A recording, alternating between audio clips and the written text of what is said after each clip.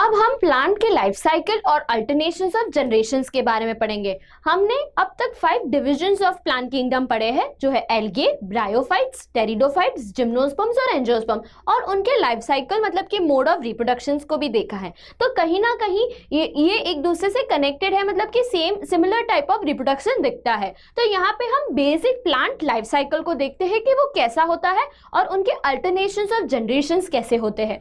तो basically in plant क्या होता है, हैप्लॉइड और डिप्लॉइड सेल्स प्रोड्यूस्ड होते हैं, जो होता है with the help of mitosis. मतलब माइटोटिकली वो हैप्लॉइड या डिप्लॉइड सेल्स प्रोड्यूस करते हैं। हैप्लॉइड मतलब कि उनमें 1 सेट ऑफ क्रोमोसोम प्रेजेंट रहता है और डिप्लॉइड मतलब उनमें 2 सेट्स ऑफ क्रोमोसोम प्रेजेंट रहता है।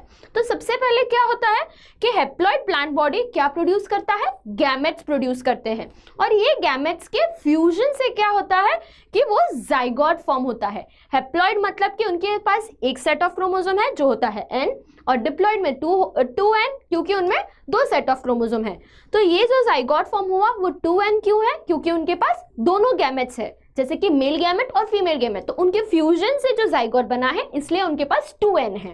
अब आफ्टर फर्टिलाइजेशन क्या होता है कि ये जो जाइगोट फॉर्म हुआ है वो वापस डिवाइड करता है माइटोटिकली, जो प्रोड्यूस क्या करता है, डिप्लॉइड स्पोरोफाइटिक प्लांट। अब ये मैंने आपको बताया कि माइटोसिस के टाइम क्या होता है कि वो जो सेल रहता है वो 2 डॉटर सेल्स में बन जाता है और उनके पास सेम नंबर ऑफ क्रोमोसोम्स भी जाते हैं। इसीलिए जब वो फर्टिलाइजेशन के बाद जाइगोट डिवाइड होता है तो उनके जो डॉटर सेल्स है उनमें भी 2N जाएगा, इसीलिए वो डिप्लॉइड स्पोरोफाइटिक प्लांट कहा गया है। अब फिर वापस क्या होता है, ये जो प्लांट बॉडी बना वो प्रोड्यूस क्या करते हैं, स्पोर्स प्रोड्यूस करते हैं। और ये स्पोर्स कैसे प्रोड्यूस होते हैं, बाय मियोसिस। और वो मियोसिस क्या प्रोसेस है, मियोसिस सेल डिवीजन का वो प्रोसेस है जहां सेल डिवाइड होके 4 हैप्लॉइड सेल्स बनाते हैं, या जहां पे नंबर ऑफ क्रोमोसोम्स हाफ हो जाते हैं, इसलिए वो 2N से N बन जाता है। और इस तरह वापस हमें हैप्लॉइड सेल मिल जाता है और वहां से वापस गैमेटोफाइट प्रोड्यूस होता है, और इस तरह पूरा साइकिल चलते रहता है। तो यहाँ पे हमने प्लांट लाइफ साइकिल और अल्टरनेशंस ऑफ जनरेशंस के बारे में देखा है।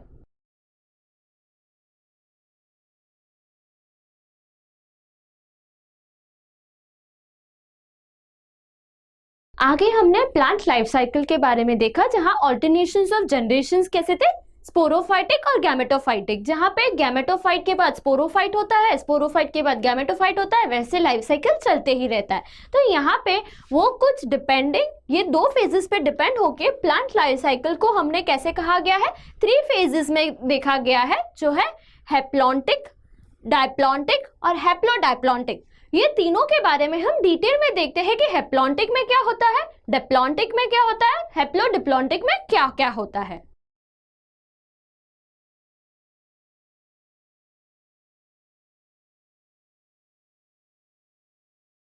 अब हम प्लांट लाइफ साइकिल के फर्स्ट फेज जो है हैप्लॉन्टिक, उसके बारे में डिस्कस करेंगे कि हैप्लॉन्टिक में होता क्या है। हैप्लॉन्टिक जो है वहां का डोमिनेंट फेज या डोमिनेंट पार्ट जो है वो गैमेटोफाइटिक है। सेकेंडली कि जो गैमेटोफाइट्स है वो हैप्लॉइड है, फोटोसिंथेटिक है, मतलब कि वो अपना खाना खुद बना सकते हैं with the help of light, और वो फ्री लिविंग है। सेकेंडली कि जाइगोट जो है वो 1 सेल्ड है और वहां का जो स्पोरोफिटिक फेज है वो बहुत ही छोटा है। जाइगोट क्या प्रोड्यूस करता है, हैप्लॉइड स्पोर को प्रोड्यूस करता है with the help of meiosis. मैंने आपको बताया कि मियोसिस क्या होता है, और ये ज्यादातर किस में दिखता है, हैप्लॉन्टिक फेज कौन से ऐसे प्लांट किंगडम में दिखता है, एल्गेज में ज्यादातर देखे गए हैं, जहां पे ये गैमेटोफाइटिक फेज देखा गया है।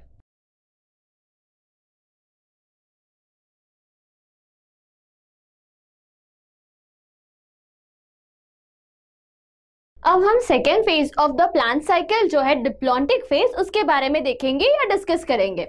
डिप्लॉन्टिक फेज जो है उसका मेजर फेज या मेजर पार्ट जो है वो डाइप्लॉइड स्पोरोफिटिक फेज है। मतलब यहाँ आपको ज्यादा टाइम के लिए डिप्लॉइड स्पोरोफिटिक फेज दिखाई देगा। अब वो जो डिप्लॉइड स्पोरोफिटिक है वो फोटोसिंथेटिक है और independent phase of the plant है। हेप्लॉइड गैमेटोफाइट्स जो है वो बहुत ही शॉर्ट टाइम के लिए यहाँ पे अकर होता है और ज्यादातर फेस डिप्लॉइड स्पोरोफिटिक रहता है। और ये कहाँ कौन से वाले प्लांट मतलब प्लांट डिवीजन में दिखाई देंगे हमको? ये कौन से प्लांट डिवीजन मतलब कि सीड बियरिंग प्लांट्स जो है एंजियोस्पर्म और जिम्नोस्पर्म, ये जो डिप्लॉन्टिक फेस है वो हम सीड बियरिंग प्लांट्स में देख सकते हैं।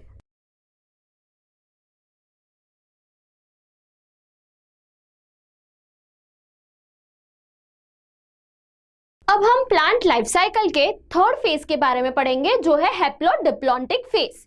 यहाँ पे ये फेज में ये इंटरमीडिएट फेज है बिटवीन हैप्लॉन्टिक एंड डिप्लॉन्टिक। मतलब ये फेज ऐसा है जहाँ पे हैप्लॉन्टिक और डिप्लॉन्टिक दोनों के फीचर्स देखे गए हैं। Both phases are equally represented, मतलब कि यहाँ पे गैमेटोफिटिक और स्पोरोफिटिक फेज दोनों ही है, बट वो दोनों एक दूसरे से बहुत इंडिपेंडेंट है, वो एक दूसरे पे डिपेंडेंट नहीं है। और ये वाला जो फेज है वो ज्यादातर हमें ब्रायोफाइट्स और टेरिडोफाइट्स में दिखाई देते हैं।